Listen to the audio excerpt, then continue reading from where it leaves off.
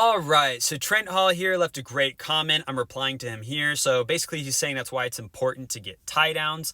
This means that sometimes you'll kill objections before they ever happen, or you get to the end and you have some ammunition or some tie downs to bring back up in the circumstance to sort of get over the objection that they brought up, right? So I will start off by defining tie down in terms of sales from my perspective. So usually a tie down is sort of, the whole concept is when you tie something down, it is nice and it's strong and it becomes sort of a point of support, right? So you can always bring it up later as a support to the argument or the situation as a consultant. Now, here's the thing. There are 3 levels to tie downs, okay?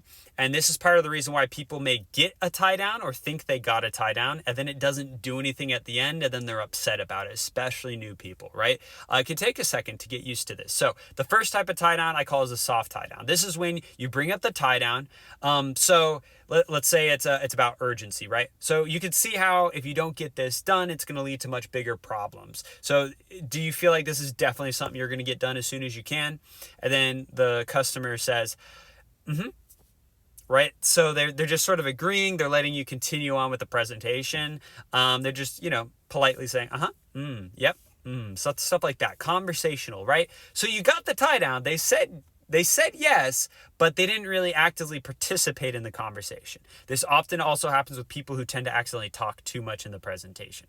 So the second tie down here, this is more of like a good solid tie down, but they didn't use a fancy knot. It's not the strongest tie down that's possibly out there. And this is the one where you may still run into objections at the end from this, but you can bring it back to that tie down and hopefully that support helps you at least isolate it off of that objection, right? So the second tie down is where they actively engage in agree or say yes. So for example, given your circumstances, you can see how you need to get this done as soon as you can, right? Customer goes, yes, I definitely see how I need to get this done. Or I would agree with that. We need to do this as soon as we can, right? So they're answering and then they're also adding something onto it. They're participating in the conversation. So you can get this in a couple ways. One is by just straight up pausing. So if they say, you just keep silent. And then most people will tend to say their opinion. Or if you've already done a really good job at having more of a conversational experience for them, they're more likely to just do it themselves. Or the last one is if they give you that, you see like, no, like I'm serious. Like, do you actually feel that way? So reiterating it, making it important. And then they'll often respond, right?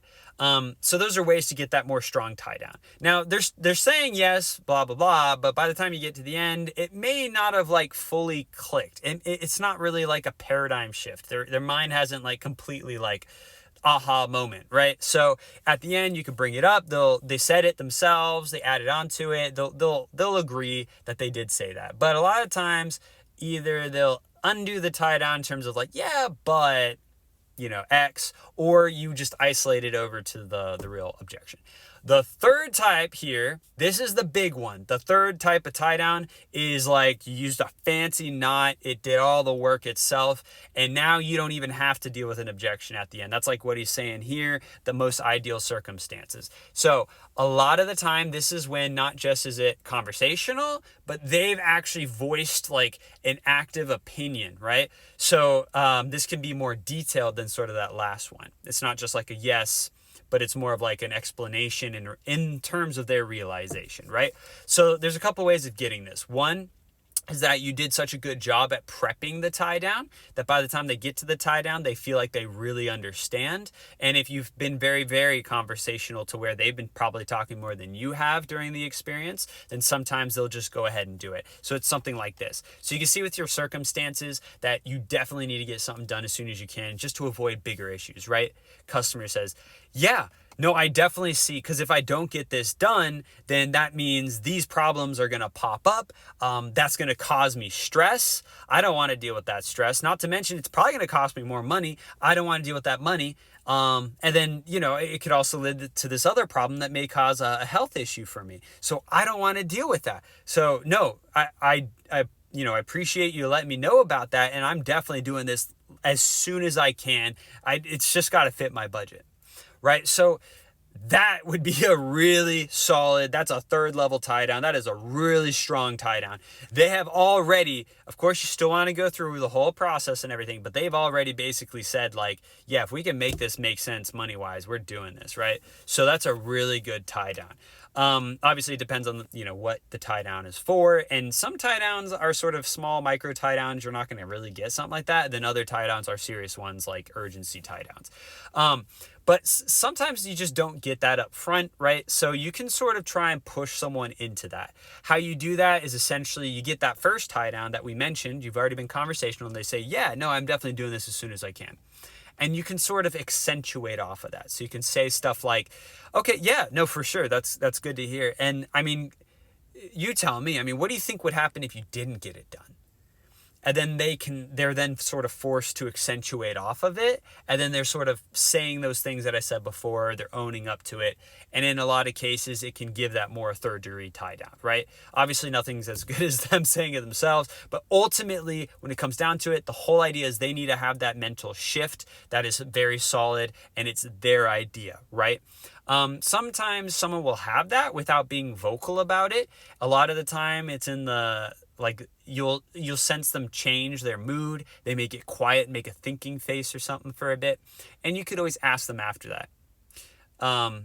Give them that time to sort of think about it, and then once you've given them that space, say something like, I mean, after everything we just went over there, can you see how this would be helpful? I mean, explain to me, if you don't get this done, what would happen?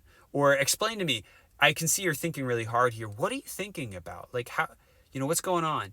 And sometimes any of those types of things will bring it up. Now, I did sort of make an error there. You don't normally want to get a yes or no, a closed-ended question. Usually you want an open-ended question so then they can really expand upon it. But anyway, those are the 3 different tie downs and how I view them and how I define tie downs. Those 3 levels usually are accompanied with someone's success in consultative sales. You'll notice new people are usually on that first level. They're just trying to get the tie down. And then people who are really advanced, who are doing really well, tend to aim for that third level if they can, and then get all those level 2s for sure for everything. So hopefully this is helpful. Trent, let me know what your thoughts are on this as well. And then if you guys have any questions about in-home sales, leave a comment. As you can see, I love to reply to them. It creates good conversation, makes me think as well. And I'll see you guys in the next video.